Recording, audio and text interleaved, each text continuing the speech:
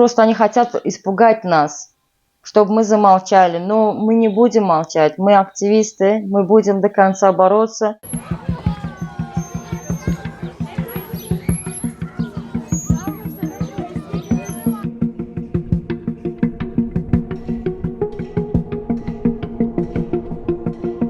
Спасибо нашим консульству, что они вот так работают, за нехватные отношения ихние, что они вот ни документы, ни детям делают, ни паспорта, ничего они, совершенно ничего они не делают.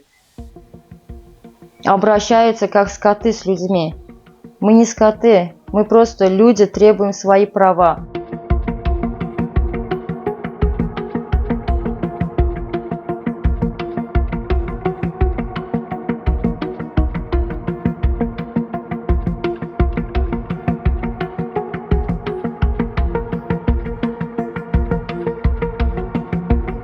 Сколько лет я уже мучилась, что мне консульство не помогло ни в чем.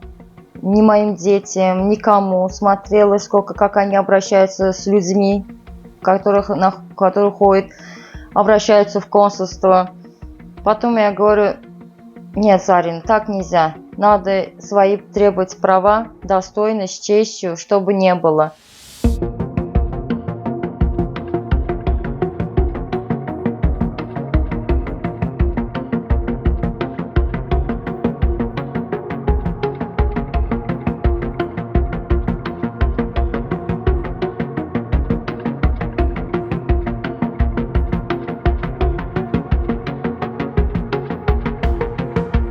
Мы все вместе с нашей группой активистов написали письмо президенту о жизни туркменских народов, о жизни наших детей, которые находятся в Турции, о жизни женщин, которые не могут получить для ребенка какую-нибудь бумажку, справку или документ.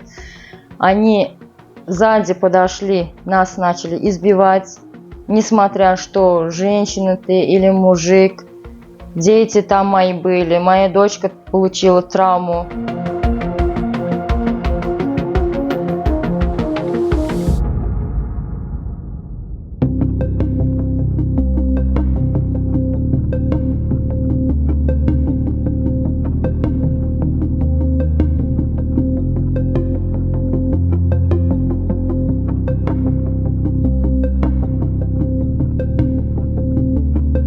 Они моих родителей много таскали, много осуждали, говорили, что ваша дочка террористка, связана с террористической группой.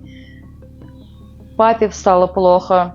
Говорили то, что вот давление было на мою семью. Да и сейчас давление идет на мою семью. Говорят, где я только выступаю, они смотрят, сразу показывают или сразу в полицейский участок, дом правления возят. Просто они хотят испугать нас, чтобы мы замолчали. Но мы не будем молчать. Мы активисты, мы будем до конца бороться.